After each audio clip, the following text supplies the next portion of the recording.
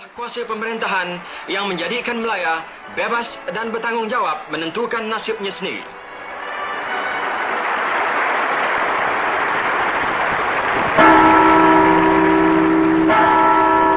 On August 30th, 1957, millions of Malayans rejoiced the momentous occasion of the nation's father Tunku Abdul Rahman replacing the Union Jack with the Malayan flag.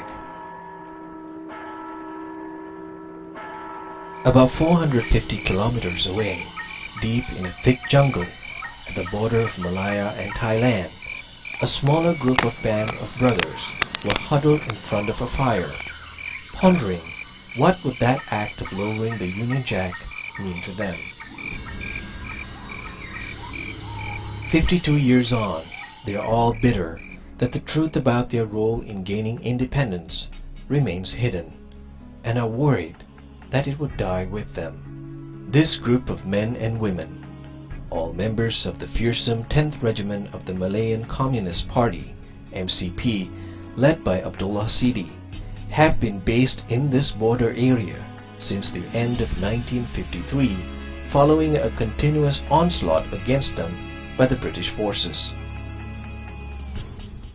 Numbering about 550 people, these guerrilla fighters had waged a war to get rid of the British since the formation of their regiment on May 21, 1949. They were part of a larger MCP war unit under its Malaya National Liberation Army, which had about 8,000 fighters at its peak. However, the party was banned with the declaration of emergency in 1948, and for the next 12 years, a war was waged by the authorities to get rid of the communist guerrillas. The resulting offensive drove many communist guerrillas into the Thai-Malaysian border, where the subsequent Malaysian government continued to wage a war until a peace deal was struck in 1989. By 1989, the strength of the MCP had dwindled, and following the peace agreement, they settled in 4 peace villages in southern Thailand. What remains now is a history in the perspective of the victors, where these MCP guerrillas are demonized as terrorists. In view of the nation's 52nd Merdeka, Malaysiakini recently visited one such communist peace village in Sukhirin, southern Thailand, to talk to some of these battle-hardened communist insurgents on their role in gaining independence. The village, Kampung Chulaborn 12, is the home for about 460 people now, made of the families and extended family members of the original regiment 10 members. It had about 260 people, mostly ex-communist members, when it was established in 1989. Today, the remaining war veterans include Abdullah Sidi, his wife Suriani Abdullah, and about 20 of his comrades. 10th Regiment was established in Temerloh by Abdullah Sidi, and as such most of its members had come from Temerloh and other parts of Pahang. One of them is Shukur Ismail, who is 80 now. He was taken in by the communist ideology in 1948 and was a pioneer member of Regiment 10. Saya duduk kampung, jadi 20 Jun itu saya pun masuk. Sebab itu saya kata saya masuk dulu. Regiment 10 ditubuhkan bulan 5 tahun 49. He added that the people of Temerloh had an early start in nationalism as a result of the anti-British war initiated by Datuk Bahaman in 1891 to 1895. Saya ni merupakan anak cucu daripada Tok Bahaman pula. Saya ada juga rasa dendam ni. Artinya dulu orang ini nak melawan British, tak cukup kuat tak. Maka sekarang ni di bawah pimpinan Parti Komunis Melayu ni, saya redalah menyepurkan diri nak berjuang. Gitu. He also had no doubt over the role played by his comrades in freeing this nation from the occupiers. Shukur added that it was a falsehood to state that the independence was gained without a shed of blood dropped. Kalau ikut dia, kemerdekaan Melayu tak numpah ke darah. Tapi kita tak mengaku. Hari ni kemerdekaan Melayu banyak mana kita menumpah ke darah. Itu soal lain lah.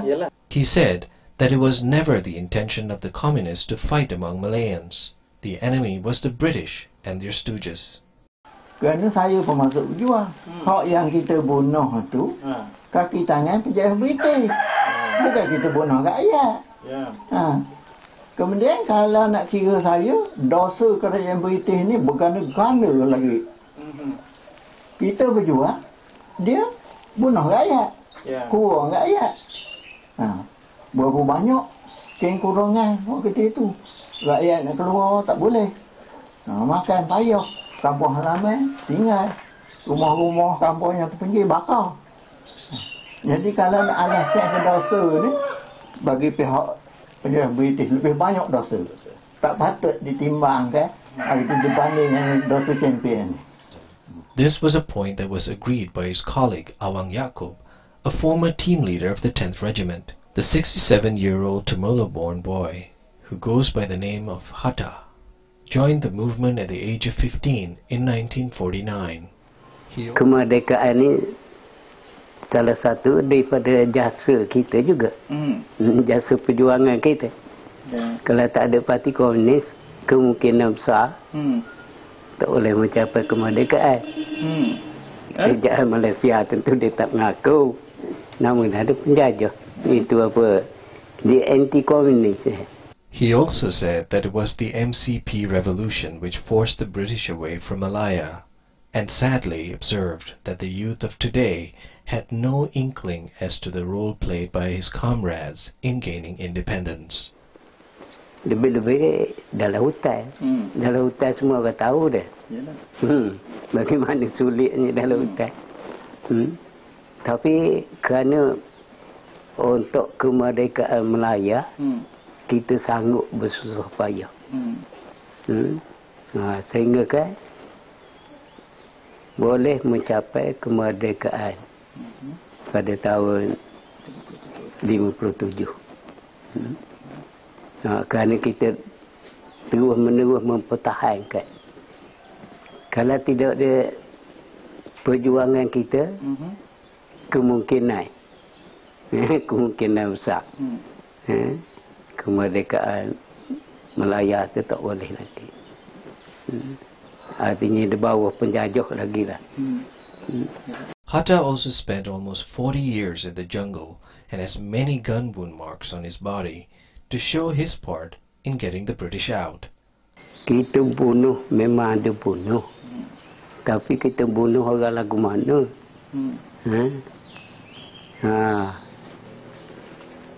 Dia kata kita bunuh orang dia, tak bunuh orang ke? Kalau kira nak bahaya gitu lah. However, he said that he was glad that his family is back in Timor and other friends knew the truth. Another former communist guerrilla, Siti Mariam Idris, 83, meanwhile said it was the independence movement mooted by the Malay nationalists who later joined the MCP, which paved the way for women participation in politics. Ketua seksyen lah, seksyen 2. Waktu itu gagah lagi. Tak super ni tak oleh dah. Siti Mariam, known as Atom among her comrades, joined the revolution in May 1949. She is from a place called Lubuk Kawa, the hotbed of nationalism in Timor at that time.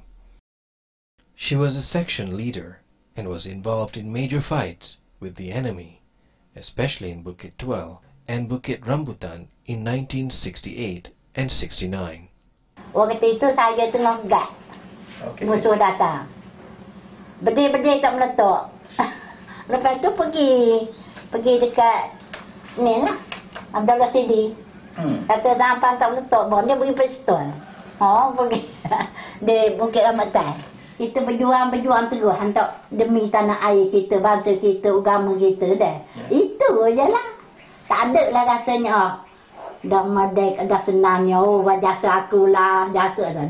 Tak ada rasa gitu dah. Tapi kalau orang menerima, orang menghargai, alhamdulillah. When Malaysiakini visited the village recently, we took the opportunity to ask these former guerrilla fighters if they felt homesick and wanted to return to Malaysia.